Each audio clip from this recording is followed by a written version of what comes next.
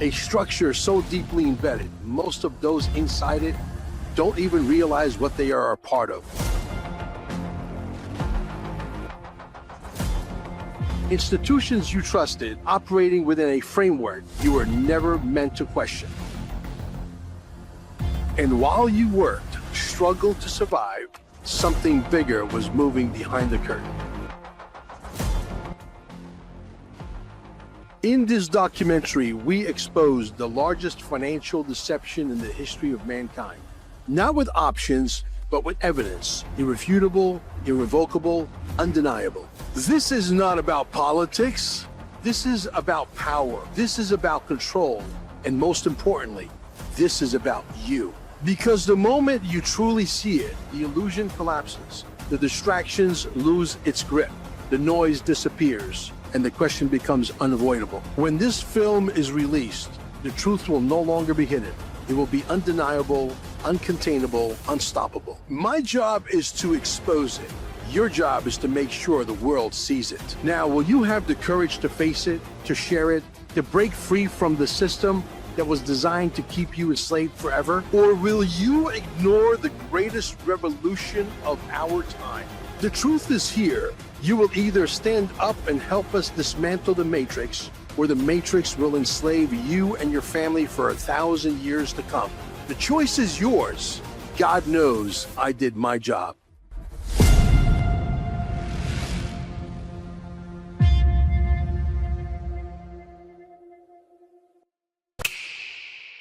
Cory, I actually saw him on a show with Brad Leah, dropping bombs. I'm sure you guys know the show. It's very popular.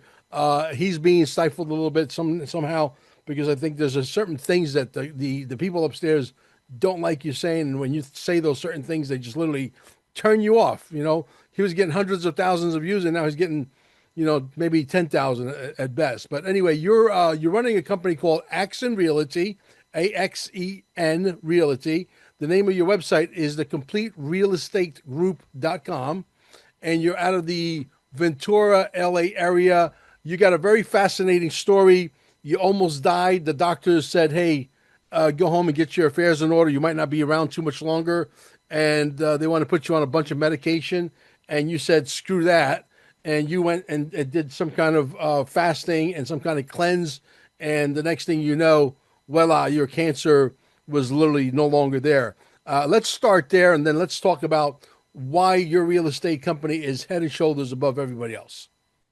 All right, yeah. So, basically, I mean, I've suffered, to kind of be vulnerable a little bit. I suffered from IBS, been diagnosed with Crohn's most of my life. Most embarrassing moments and things that have restricted me the most have been around my digestive issues. Couldn't eat a lot of different things, and then started bleeding. Basically where you're not supposed to be bleeding out of. And started having huge stomach pains, constantly nauseous, and went to the doctor, and they're like, "Hey, it looks like you got cancer." Started doing some tests. Things came back completely abnormal, gross in the digestive systems, gross in my liver, and basically they're saying, "Hey, you know what?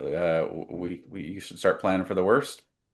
Um, and while I was waiting for my results to, back from the biopsies and stuff, I got in touch with a homeopathic doctor, and we did this huge parasite cleanse. I did a 7-day water only fast, no sugar. You basically kind of just cleaned everything up, and all of a sudden, within like 2.5, 3 weeks, all my symptoms went away. Um, I even say like since that point in time, since the initial 30-day flush, I've actually never had another IBS attack. All my Crohn's disease symptoms went away. So I went back to the doctor and said, "Hey, what do we got going on here?" And they said, "Okay, well, let's start doing some more tests." And all of a sudden, everything started coming back a much more positive light. Um, we did more biopsies. Everything came back clean of cancer. So then I said, "Oh, well, this is what I did." And they said, "Oh, no, that couldn't be it." And they told me they'd see me in 3 years, or that I'd be in remission pretty soon. So that was last year. But yeah, it was. it was definitely some crazy times. I mean, I doubled my life insurance. I thought, the end was here, and it gave a little bit more. It gave me a huge different perspective of what's really important in life. That's for sure. Absolutely. How did your wife and your relatives and your cousins, your uncles, your neighbors, what did they think when you said this story about you possibly not being here in a few months down the road? Crazy enough, I didn't tell anybody. Uh, Okay, I yeah. One, I didn't want to put them through it before me like being towards the end of everything.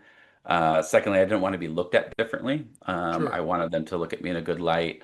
I hate a pity party, so I didn't tell them. I didn't tell them until I actually started going through a parasite cleanse, and I said, "Hey, this is what's going on. Yeah, smart I move. think we can, I'm going to get ahead of it." And I needed their support. Yeah. So, and my mom's actually she's probably the first person I told of like, okay, mom, I'm waiting for my biopsy results. This is what's going on. She said, hey, I have a doctor for you. Go talk to her. And so I did. I immediately called her and we had a long conversation. And then I sent her my results of all my testing. She said, "Hey, I think we can beat this. And I don't even think you actually have cancer. I think you are infested with parasites and they're eating you from the inside out." She said, "Are you willing to do whatever it takes?" And I said, "Tell me what to do. I'll do it." So, and the cool thing was that she wasn't trying to sell me on some kind of witch doctor, like her special like recipe I could only get from her.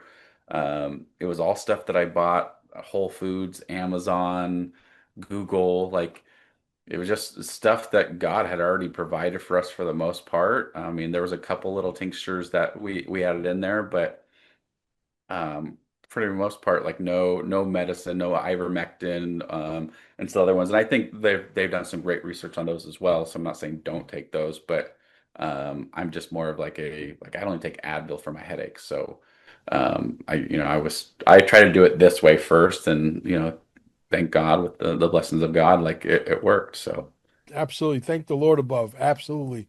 I believe in the man upstairs immensely, and I 100%. gotta tell you, I want to get my hands on this recipe. I know my wife has got it.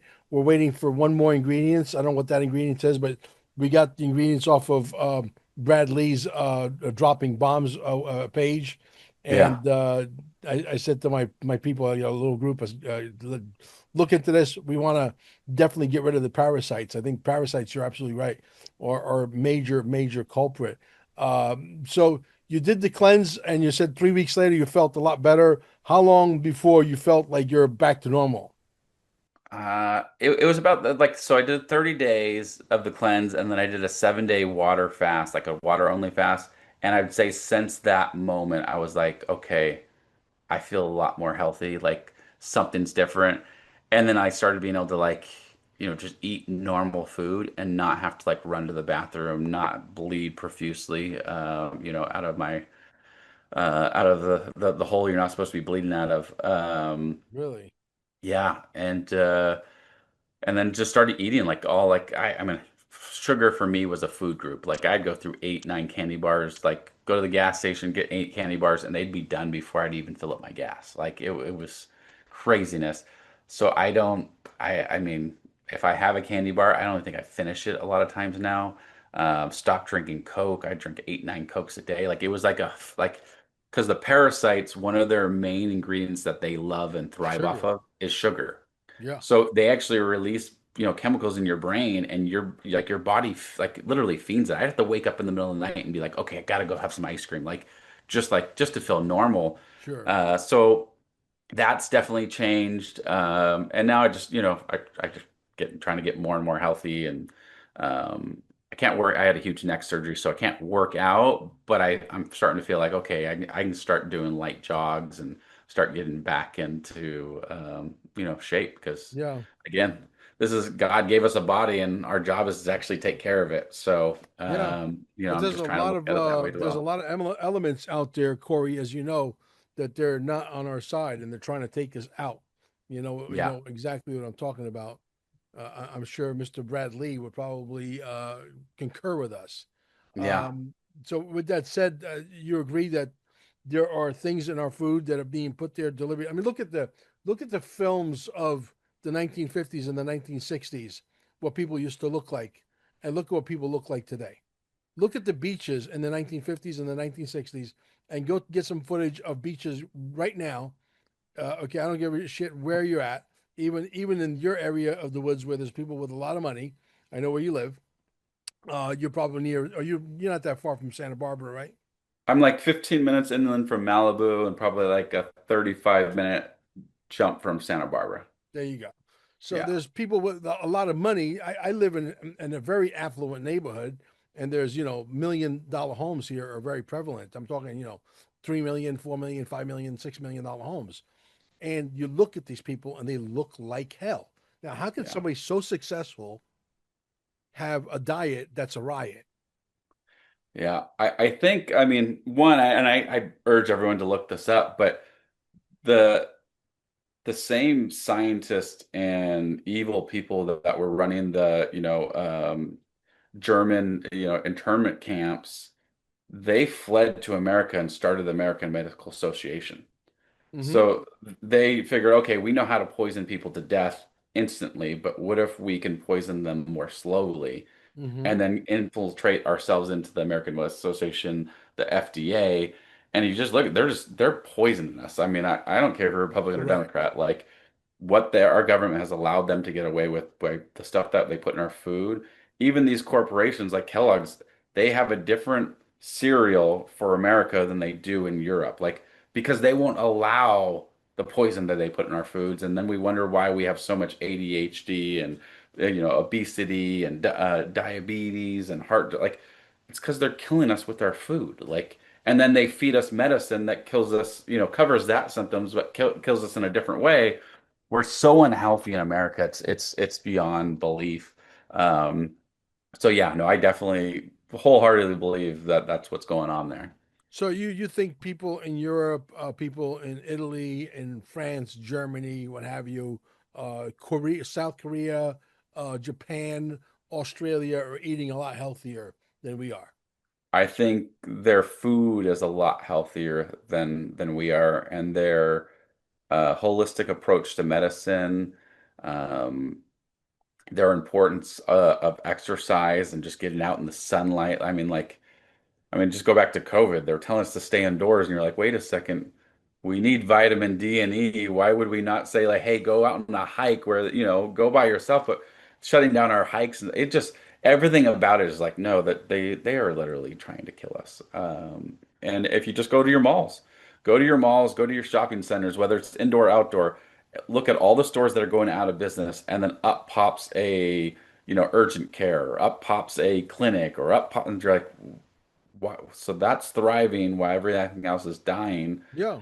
They want us sick, and I don't think we have an insurance problem. Well, I think insurances are part of the problem, but we're not fixing the health care.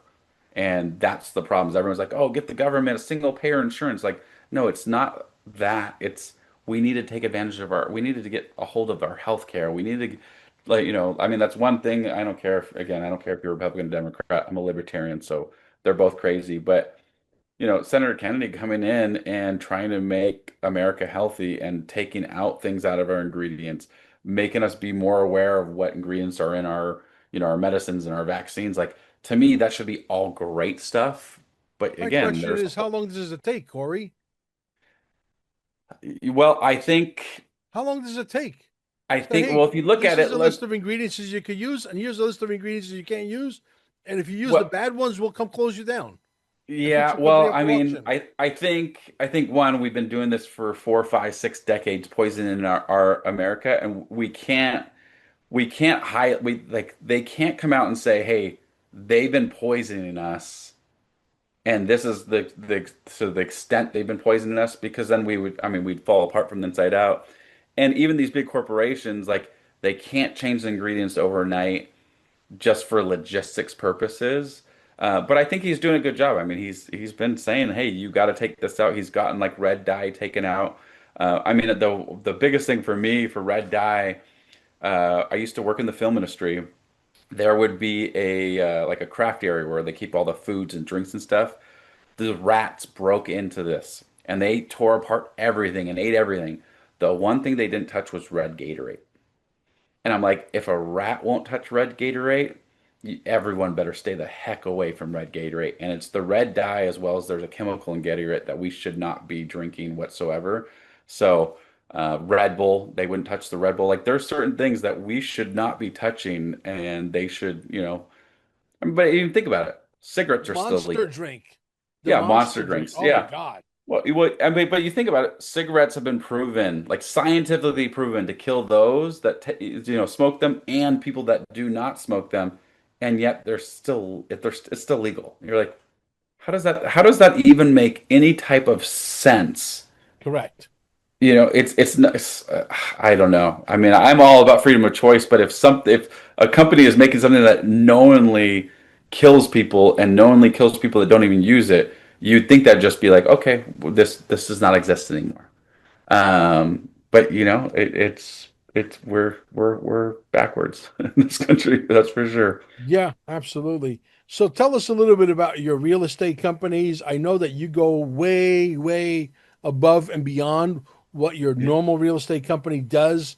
But before we get off the health subject, it seems to me that anybody who's in the health industry, where the sick model, are making a ton of money. I got a friend of mine in California.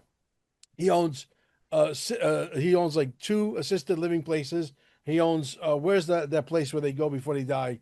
Hospice. Nursing homes, Yeah. hospices, yeah. Bunch of hospices.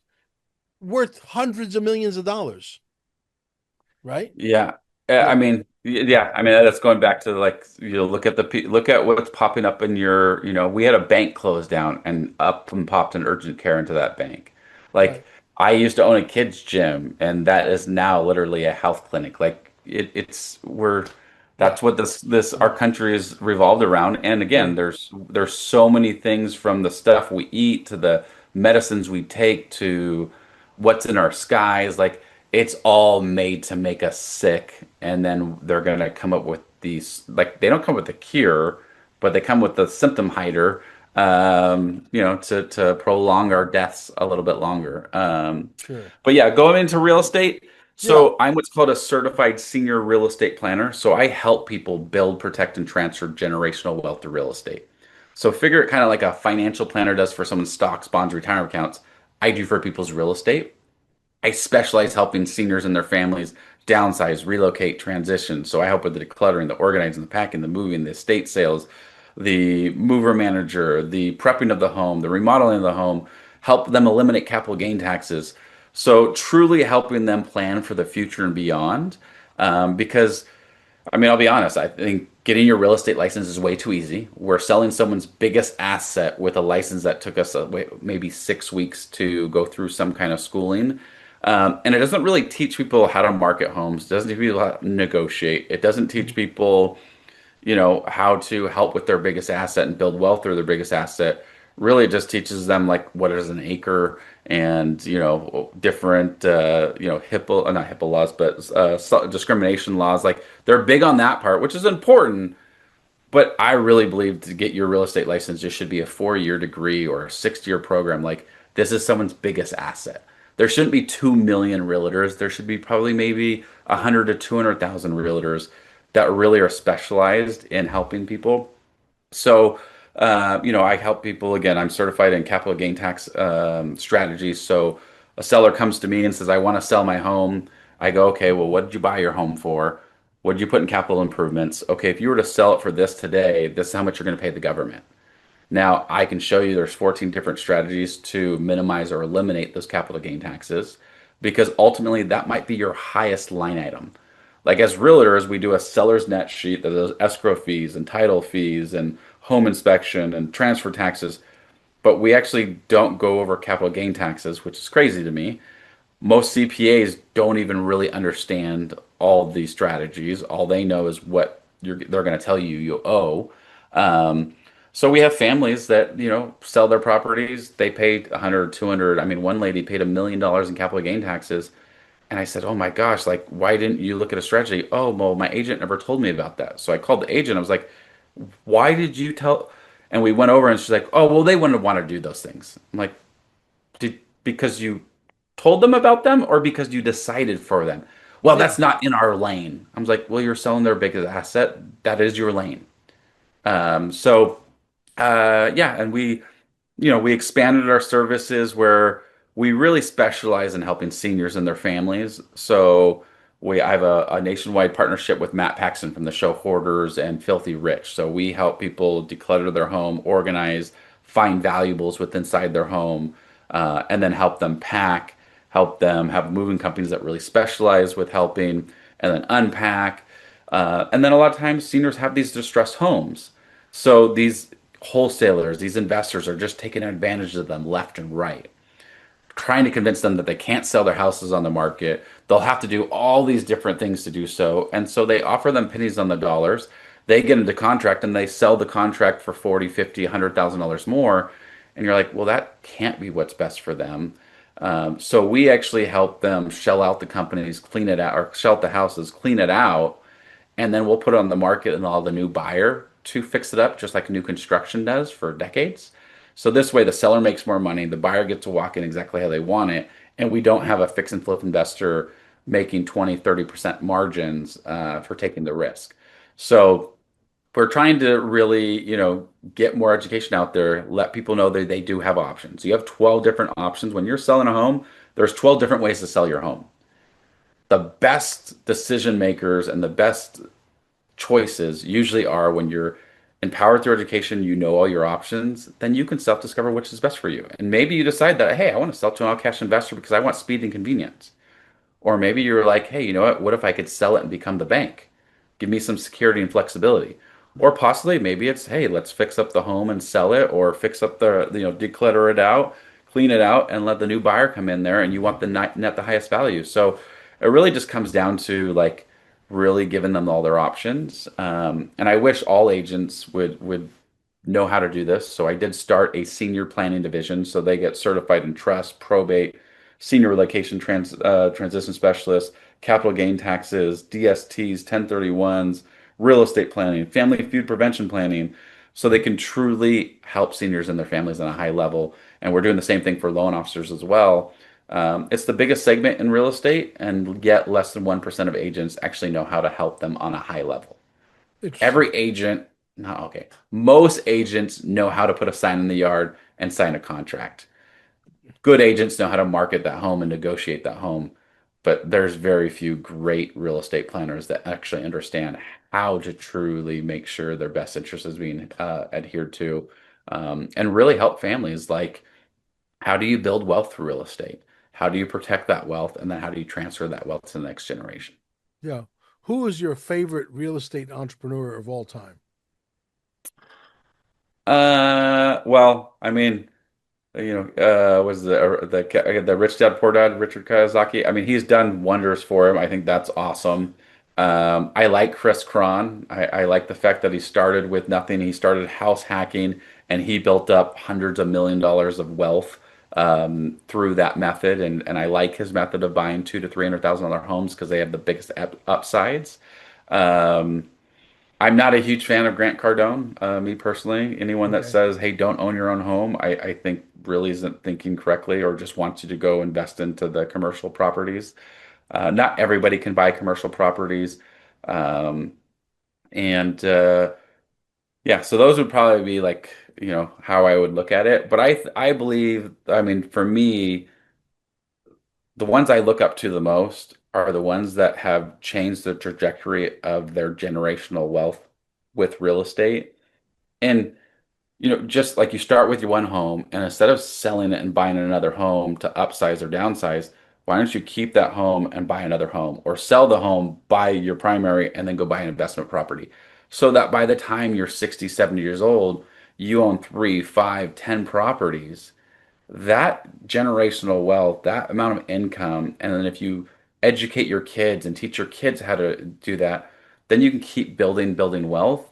Um, I think that's, who I look up to the most rather than like a Chris Cron. Like, yeah, you've done something amazing. I mean, he literally started with buying his first house. He lived in the basement. His parents lived in above, or his mother-in-law lived above. And then he did it again. And then he did it again.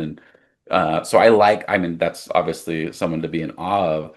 But I just wish more people knew that you don't need to own hundreds of thousands of homes. Own three, own five, own 10, and then protect that wealth with an estate plan. Protect that plan with insurance. I What about a think trust? Do you like trusts? I believe everybody over the age of 18 should have an estate plan, which includes a trust. Yes. Because, like my 19-year-old son, or 21, sorry, he's 21. My other son's 18, but my son, 21-year-old son, let's say he goes out and drinks and gets drunk, makes a bad decision, gets on his motorcycle and crashes.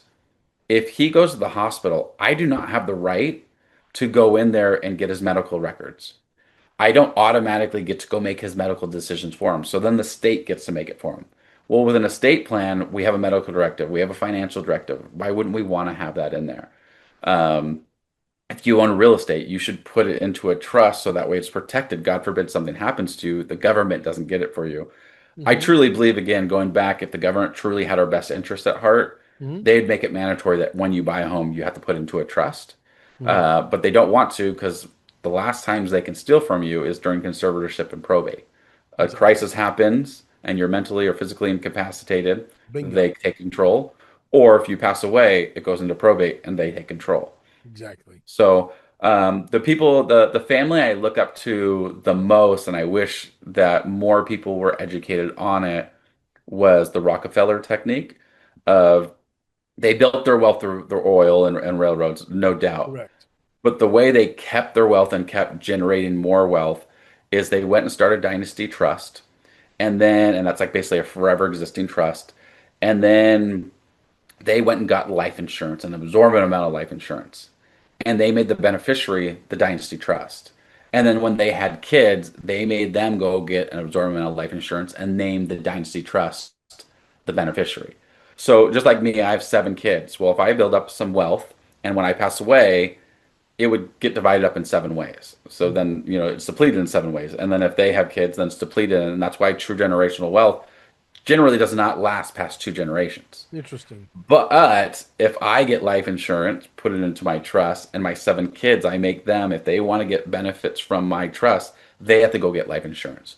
Well, now when I pass away, it goes in. Now, when they pass away, 7 times more wealth. And then when they have kids, because I try to get everyone to have lots of kids, they're going to go, and it just keeps putting more and more and more. And the more wealth that's in this dynasty trust, the more you can get of life insurance. So I might only be able to get $5 million of life insurance, let's say, because it has to be based on like what my wealth is. Well, if my dynasty trust is now worth 5 million and now my kids have life insurance and they put it in there and they pass away and now we have $35 million. Well, now everyone should be able to get $35 million of life insurance. Well, now we can just exponentially just keep on adding to it. And so I wish that method was out. And I don't sell life insurance. I don't sell trust. I don't get kickbacks. There's no monetary gain I have other than if you pass away and I'm named in your trust as the person to sell your property. I know I don't have to wait through probate to sell your property. I can just help you. That's probably my hidden agenda is I want everybody to get a trust, and I would hope that they would name me in their trust as being the agent to help sell or advise on the assets or the real estate in there. So if I was to put my wife on the trust, because we have what's called a religious irrevocable trust. Hmm. Okay. We have a bank account, et cetera. It's all, we got everything notarized. We got all of our inventory, our XRP, our gold, silver, everything is notarized and sealed, et cetera. But if I wanted to make a decision, God forbid something happened to my wife or something happened to me, how do I have to make an addendum that in the event that something happens to me, I'm part of the trust and the only person that can make a decision, a medical decision, is my wife or vice So you, versa? yeah, so irrevocable is a little different. It's much harder to change, but you might be wanting to do a living revocable trust, and then inside that living trust and inside the estate plan, you'd have a medical directive saying that if X, Y, and Z happens to you, this is what you want to happen. This is what they have the authority to do. I.e., if I got in a car accident and lost my legs, my family doesn't actually have the right to use my money to save me. So that's my choice. Um, a financial directive. So they know where, like, if this happens to me, my wife has access to go get this account, or something happens to both of us, my son or my dad has access to go get. So each person would have those things. So you'd want that in there. I like living revocable trusts. You probably did the revocable trust because for tax purposes and own nothing kind of technicalities. And I like it for it, but I think you could do a living irrevocable and then make it that if something was to happen to you, it goes filters into your irrevocable trust. Um, but yeah, so I would do something like that, especially like again, if you're building up wealth or real estate, once you establish your irrevocable trust, it's harder to feed stuff into it. But a living revocable, you can put things in and out of it pretty frequently. Um, and then I think at a certain age, when you're done building your wealth, then switch it over to Wow. irrevocable and let it feed the beast. Yeah, I'm the kind of guy that I don't really mind getting into a bloody knuckle fight with the county. I think the taxes that they charge not only are exuberant, but everybody, for example, here in Florida, is crying wolf because the gravy train is about to run out. They had proposed that, hey, okay, listen, we're going to get rid of your property taxes, but when you sell your house, we want 3% of the value of the house, sale value, to come to us. The same guys that are stealing the money, right? The Mm, same guys that don't want the gravy train to go away. But I think you could make a legitimate argument that if you were to put your house in a irrevocable religious trust and saying the house is owned by the ministry, that you could, if you wanted to get into 5 or 6 knuckle fights with them, I think you would come out victorious. That you really don't have to pay property taxes. It's like you're renting the land that the house sits on, and you're paying the state forever, which means you own nothing. You don't own the right, house. right. You know Yeah, no, and I mean, because I hate taxes, so I who can does? see, I see the necessity of property taxes. I just wish that we had more control of where they went, and that's where I have the main issue is we have these we have property taxes, but they get stolen, that they allow fraud, they're not doing the right things with it. And so then, it's basically just, Well, wasting we our money and they know. don't care because it's not their money. So you're Well, yeah, like, well, wait a exactly. second. Like, Yeah, we know for a fact, so for example, in Florida, that a lot of our politicians here, low level, mid level, high level, it don't matter. They've gone on lavish vacations overseas and rented boats and all kinds of things on our dime. We know that the money's come. They have done a DOGE audit here. There's a lot of dirt here in Florida. I don't know if and when these people are going to go to prison. I would love to see everybody go away for a very, very long time. We'll see what happens, but they are talking about getting rid of property taxes in Florida. Now, if that happens, and we could sustain on a sales tax and taxing countries who want to do, business with the most powerful, richest nation in the world through tariffs, and we could sustain that, Florida becomes a haven, and I think real estate prices will shoot through the roof if that happens, because everybody's going to want to come live here. Why? Because $20 million homes, which there's plenty of those. If you live in Palm Beach or Jupiter Island, etc., wouldn't have to pay any property taxes. And some of these homes are exuberant. I'm talking, they're paying $80,000, $100,000 a year in property taxes. Crazy. yeah, no, and I think that's, I mean, like where I can see it is definitely is like once you've been in the home for 30 years, I can see, hey, you shouldn't have to pay any more property tax. Like you did your fair share. I mean, realistically, I mean, I don't believe, I believe our biggest problem is that we have a spending problem, a misuse problem, a fraud problem. If we Yes. fix that, we could do so much more with this country and our money.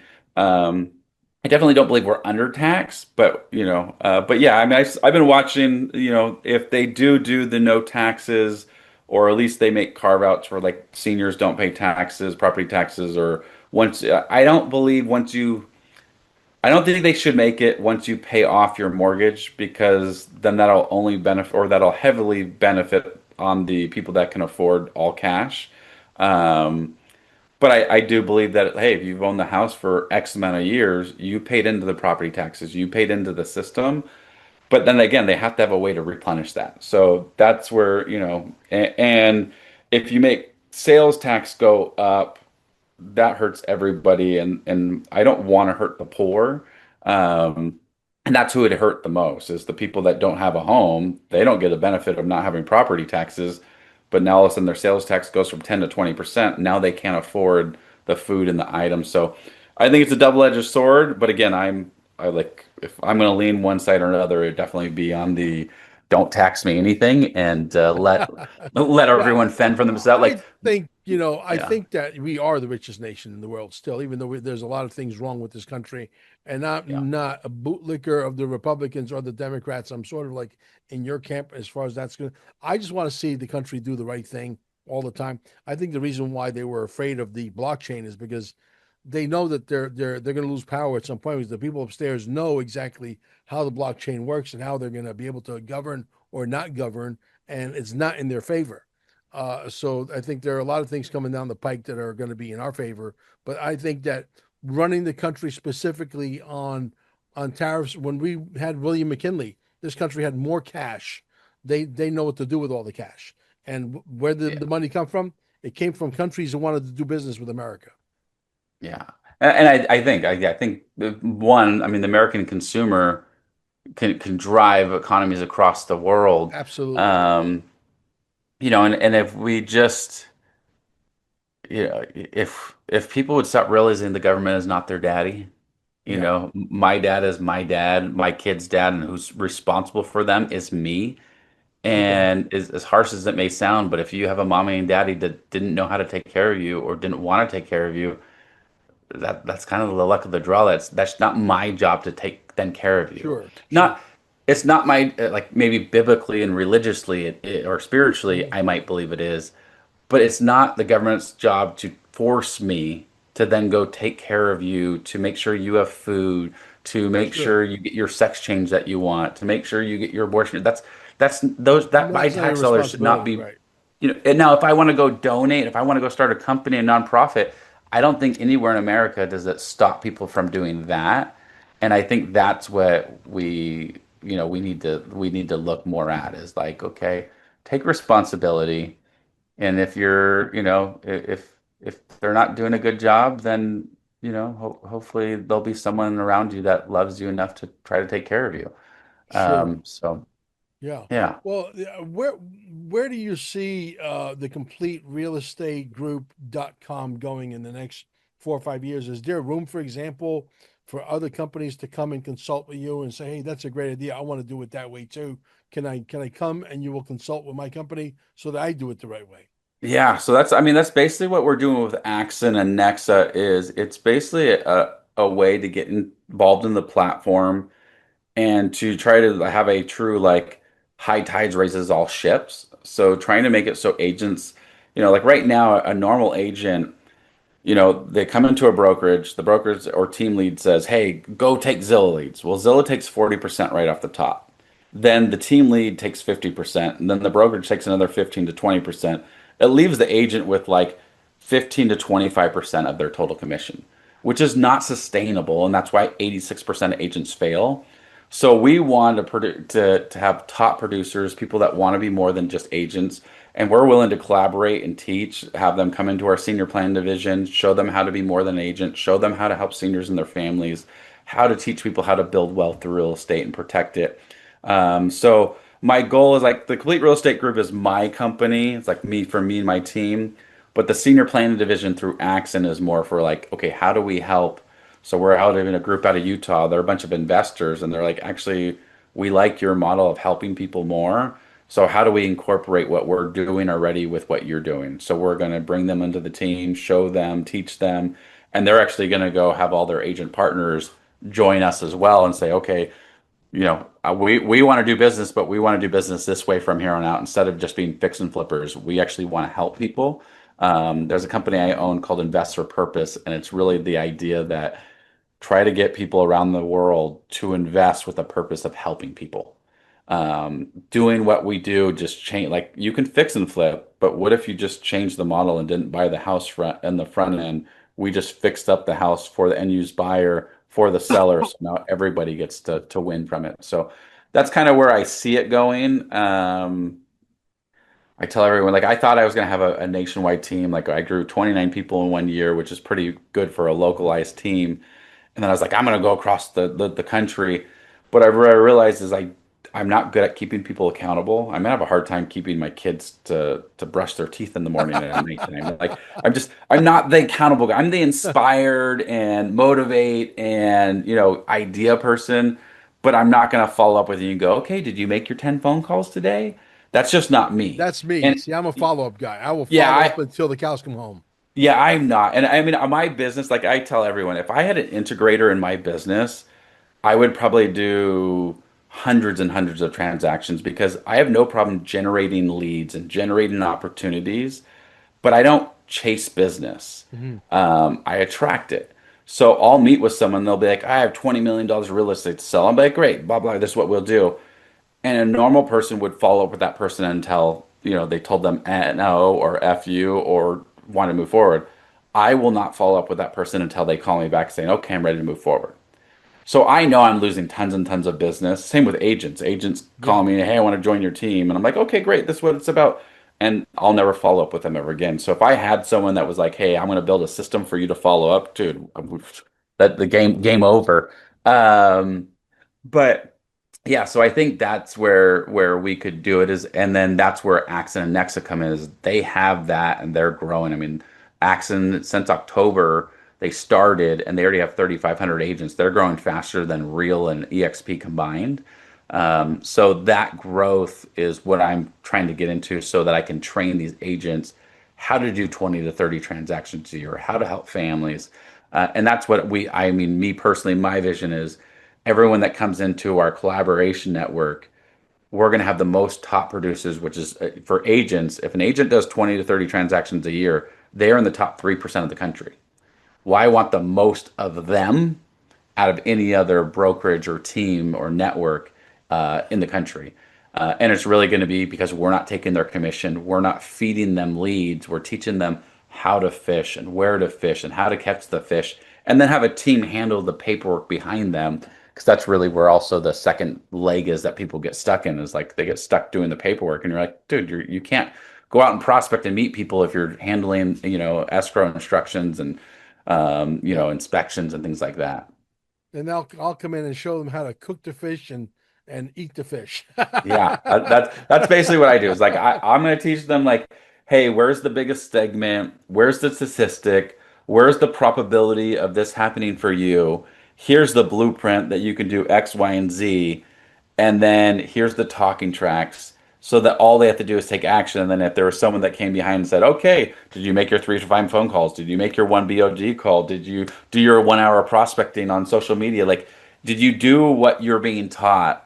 By a proven blueprint because most people I mean I dare I say that's what separates generally speaking the 1% from everybody else is they just take action. Exactly. So if you have a way and a mechanism to help people and make people accountable for taking action, man, it's so easy to make millions of dollars in this Well, I'm industry. really good at that, and I'll tell you, my wife can't stand that part of me because there's like three things every day that I have to do that are very important, and she'll know that I'll follow up until, the cows come home to make sure that those three things got done. And so now she'll just like she knows that I'm going to ask her a million times. So to get me not to ask her a million times, she just gets it out of the way very quickly. Oh, yeah. That's I mean that's what would be needed. So Yeah, yeah, maybe there's some collaboration there. yeah, yeah. Um, and So cool. So when are you going to be on dropping bombs again? I really enjoyed watching you on with Brad. I think Brad is an amazing guy, incredible podcaster, by the way. yeah. Yeah. So we plan, I think July we have another episode and then it takes like 10 weeks for it to go, but we plan on doing a segment like every quarter Okay. um to really reach like, we'll start going in a more on a high level of like how do you eliminate capital gain taxes when you're selling? How do we help seniors and their families plan for the future and beyond? And then with segments on like how do we help agents and loan officers, do better and be better. Yeah. So yeah, that's kind of what we're Yeah. Yeah. So you're not crazy about buying multi-families like Grant Cardone. You said earlier that's not where y- real y- estate agents should focus. You're saying that they should focus more on buying the 1, 2 family units and flipping those. Yeah, I think it's more realistic for most people to be able to buy a home and then buy another home and like buy 3 to 5 single family homes. Also, I love the quality of tenant. So when I'm buying real estate, I'm looking for quality tenant. Now I have Mhm. assisted living homes. I'm on my third one right now. So I think those are great investments and long term. But Assisted I think for living, the oh, go ahead. assisted living. Yeah. So we Okay. have a, like in California, we're allowed to have a 6 bed, it's called. So I own a residential home. I put 6 seniors in there. We help take care of them, and they live there through basically end of life. Mhm. They're great The government pays investments. you good money for that. I know the Well, we don't government do government pays. pay. We do all self-pay because I don't want the government involved anywhere in my life. Mhm. Um, but they pay. I mean, they're $8 to $12,000 for a bedroom bathroom. So there, you have 6 of those in a house. You're bringing in $48,000 of revenue. Per You probably month. have about 24 to 30 in expenses. You're making $10 to $15,000 in profit when your house is totally up and going. It's great investments. I don't know another single family residence opportunity that could do that. Um, but I just for like the big like 30, 100, I think quality tenant goes down. I think also the headaches go way up. The property management fee goes way up. And then just like we're seeing right now, like we're about to see, whether people know it or not, but there's going to be a commercial, like semi crash go on because there's a lot of like in residential real estate, you can have a loan for 30 years fixed rate. So you Mhm. know your fixed rate for 30 years. Sure. In commercial, it's usually 3 to 5 years. Sure. So every 3 to 5 years, you're going to have to redo your rate. And if your rate works good here and you have a good cap rate, but then your rate goes from 3% to 6%, there goes your profit and your cap rate. So now, because most commercial buildings are done on your cap rate on how much net operating income you actually have. Well, if your net operating income comes down, well, then people are like, oh, wait a second. I mean, I have a cash buyer, which they're usually going to give me a lot less than someone's going to leverage it. So we're going to see some harm come into it. So I don't like something that's that volatile. I mean, I get the other side of it where residential real estate is based on can people afford it and whatnot, and it's harder to make value adds and enforce that value adds. But again, I mean, it's easier for me to get a loan for $300,000 than it is for me to go raise money and get a $100 million property or $50 million property. Um, and I mean, again, Grant's done something incredible. So, like, I'm nowhere even close to Grant by any sort of means. He's obviously done exceptionally well for himself, but I think he's done exceptionally well of marketing people and getting people to give him money to go invest into commercial real estate. But when I hear him say, he owns all his homes he owns and he lives in. The difference is he found out a way to buy them, put them into an LLC, and then rent from his LLC. But for his primary residences, he does live in, he does own, he just owns them through his LLC. So when he's trying to convince these younger 20, 30, 40-year-old, people not to go and buy their own home, and I think that's it, he's either not telling the truth or he's bending the truth because he would rather have them invest into, Yeah, he's their definitely his using his product. OPM, other people's money, to benefit himself, further his agenda. I mean, it's very easy to see what it is he's doing. I don't think I don't think he's a shyster because I think he's pretty open. People know exactly what they're signing on board and what the fine print reads, which is really not fine print. I happen to like the fact that he's an Italian billionaire, and I happen to be Italian, so I'm Yeah. partial to that, you know. Yeah, he's definitely done. I mean, he's done very, like I said, he's Yeah. done very well for himself. And I mean, I'm not even a grain of sand to what he's done. Right. I think he's a really good speaker. I think he's a really good motivator. I think He's a great entrepreneur. He really he's is. a great entrepreneur and he's a great salesman. I am Yes. not a great salesman at Yeah. all. Yeah. I just, but again, I am I a great believe, salesman. I'm really you good. know, I think people. I think in this country, true generational wealth, for the most part, or true wealth in this most part, 90% of millionaires made it through real estate. Yeah. And they made it through residential real Yeah. estate. No, absolutely. Most of the baby boomers, they have $84 trillion My of uncle wealth. Phil, my uncle Phil made a ton of money in real estate Yeah, I back in think, the 70s, right? He had a pizza I, shop in Garfield, New Jersey. and he used to make enough money to every 2 months he would have a down payment to buy a duplex, a two-family house. And that's what he'd do. He would buy, and then he got real cocky, and he started asking his father-in-law for money, and he borrowed money, and he would pay him back promptly with interest, etc.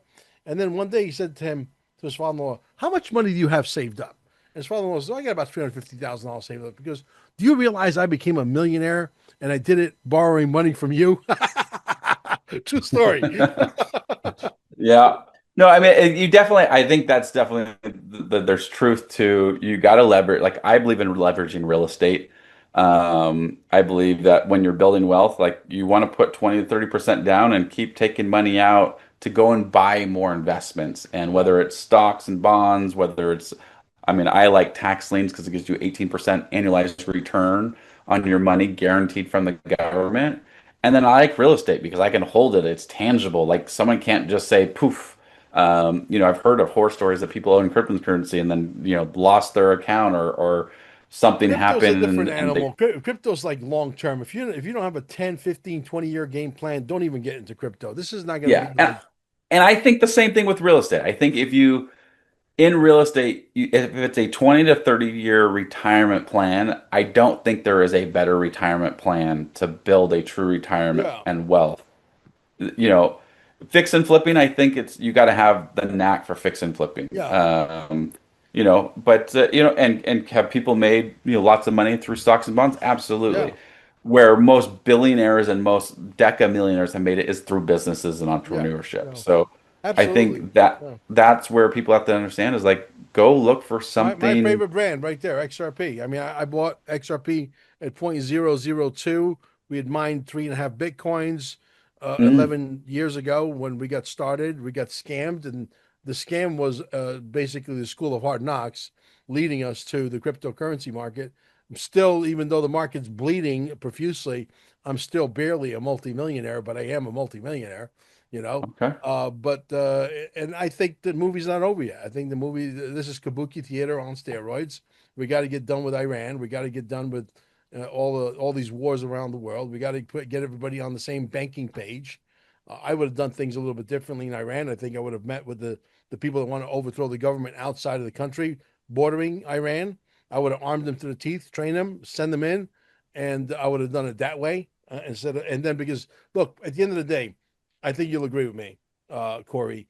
If you got 190 countries on board with one banking system, and all of a sudden Iran banking system is still the old banking system, is not compatible with the new banking system, they would have to capitulate whether they like it or not, wouldn't they? Well, yeah, you'd think they would. It's like, to me, I mean, the one problem I have with most cryptocurrency types is if you're allowing someone in Jamaica to buy cryptocurrency with, their currency, well, then it's only as strong as their currency, and same Yeah. with America's currency. Well, Like, cryptocurrencies, some crypto have utilities, and some cryptocurrencies fix problems, as in yeah, plural. as long, yeah, they have another purpose outside of just Right, being right. there. XRP So does have the purpose of moving money. yeah, XLM, so I think that, YSL. Yeah, those kind of things could work. I just, yeah. Again, it's I long think term. yeah, there's purposes for it, and then you just have to understand that purpose, and understand what you're doing. Totally. But one of the things I preach, I tell my people, I say, do not put your money in staking crypto when the time comes, because when they do finally turn on the switch and they got to move quadrillions of dollars every year through the XRP, XLM system, whatever, XDC, the bottom line is that you put your money into something that's going to turn out to be the next FTX, right? Right. Or another scam, right? Uh, if you want to control your interest, put it into real estate. And that's what I plan on doing. I plan on doing real estate because I don't want anybody else to control my money. I don't want to take my money out of my wallet and give it to somebody that's going to give me, 1%, half of 1% a month on my whatever gazillions of dollars. And then one day I wake up and say, sorry, that company went out of business, and somebody just took your money and ran. You know what I mean? Right. I'm not doing Yeah. that.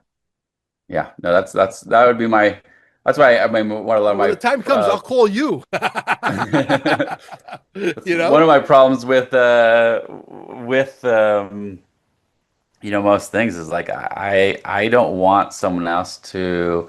That's why I don't like stocks and bonds. Like that one guy who's got caught sleeping with his assistant, and all of a sudden the stock crashed, and you're like, I don't want anything to be dependent on other than, you Exactly. know, God's not making any more land.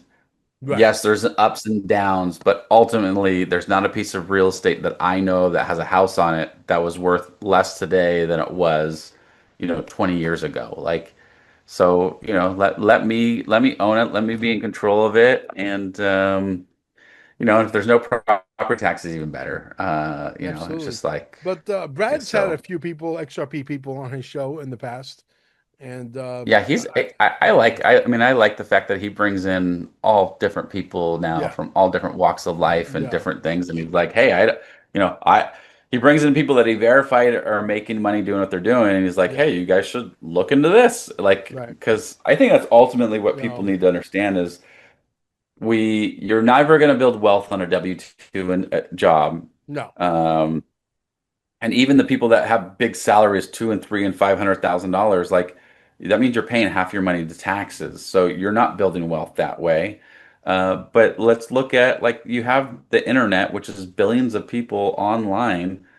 Just correct. find a way to sell a thousand people $197 product in a year. So 12, was that 20 people a year or 20 people a month, and you're making a couple hundred extra thousand No, dollars. Like exactly. it's it's not as hard as people would like No, to believe it is. no. Well, I dabble a little bit in everything. I just did my second movie, Dear Mr. President, Show Me the Money, a movie about the Nice. straw man. I did one about free speech. Donald Trump signed what is it, the executive order that social medias are not allowed to infringe on free speech ever again. And how did that go? Obviously, Right. ask Brad that question, right? Not too well. So I'm embarking on creating my own version of a social media, a YouTube like, but much better, a different mousetrap, if you will. That's my biggest project of my life, and that's going to be hopefully at the end of the year, beginning of next year, it'll be coming to fruition. Nice. We do quantum summits at the center. As a matter of fact, I would like to invite you as a speaker one day. We do summits that we get about 250 people that show up, an audience. Nice. We have a stage inside our wellness center, which is we have a Okay. biophotonic scalar frequency energy center where you sit there and the frequency goes to your body. And if you get that thing that starts with a C and it ends with an R that you beat by doing fasting and cleansing, you sit in Yeah. our system for about a month or two, and it goes away. The Oh, body that's knows how to awesome. heal itself in that frequency, and so we do quite a lot of different things. But we got our Oh, fingers in that's quite. awesome. I sell gold Yeah. and silver. I got quite a few businesses going on.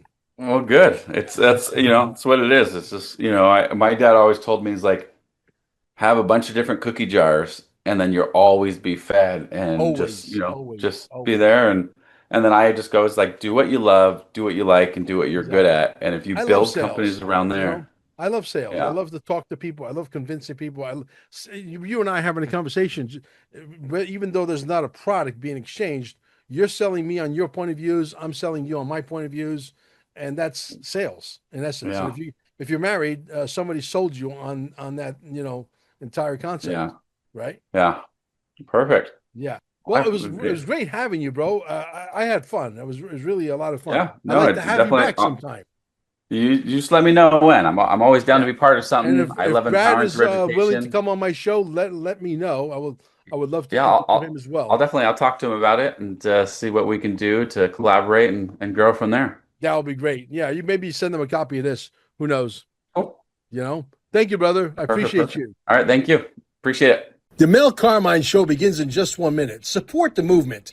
Visit QFS1776.com for exclusive one-of-a-kind merch that makes a powerful statement. Protect your wealth. Cash is trash. Go to carminesgold.com and secure real assets, silver, gold, delivered anywhere in the U.S. Text Mel at 786 704-8817. Looking to acquire XRP? Minimum is $10,000 investment, and there is no limit, even up to $100 million worth. Again, text Mel with full details at 786-704-8817 and allow up to 24 hours for a response. And if by chance you're visiting Cape Canaveral or you are a local, visit stayingalive.com, alive with 2 E's, and recharge your body at the cellular level.